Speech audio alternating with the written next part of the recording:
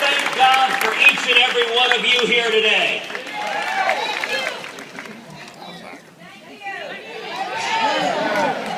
Cruz, I love you. Thank you.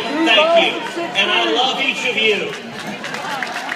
Now let me start with a word of warning. By virtue of each of you being here today, tomorrow morning you're going to be audited by the IRS.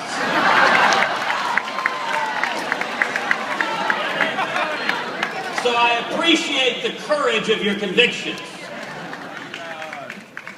You know, right now, one of the most popular television shows in America is Duck Dynasty. Now, I'm told that President Obama's never watched this show.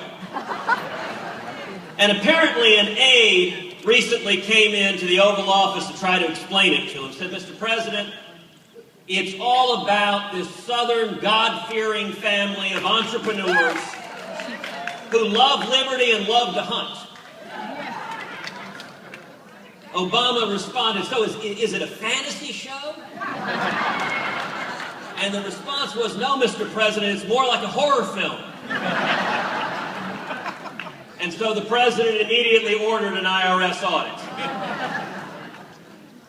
You know, there's a disconnect in Washington. Politicians in Washington look to shows like Duck Dynasty, look to men and women in this room, look to Americans, and don't understand where we're coming from. We are facing enormous fiscal and economic challenges, and the unhappy truth is, it has been career politicians in both parties who have got us in this house.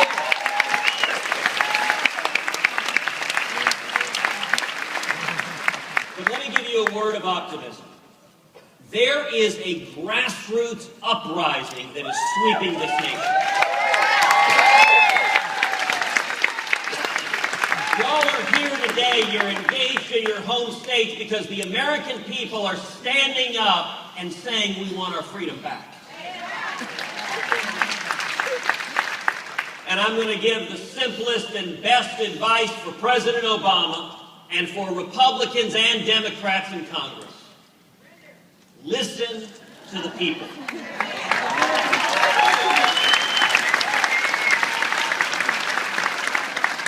You know, earlier this year, one of the first battles we had in the U.S. Senate, I was proud to stand shoulder to shoulder with my friend Rand Paul in a 13-hour filibuster.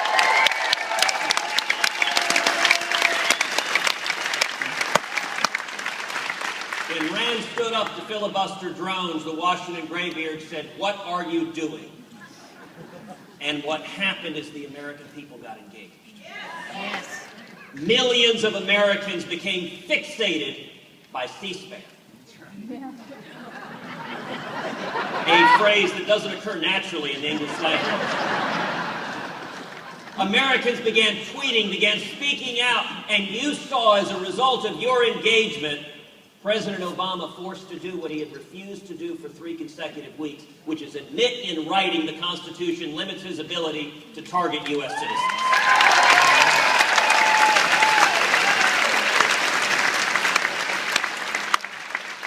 The president was forced to listen to the people. We saw another battle on guns. Now on this, Vice President Joe Biden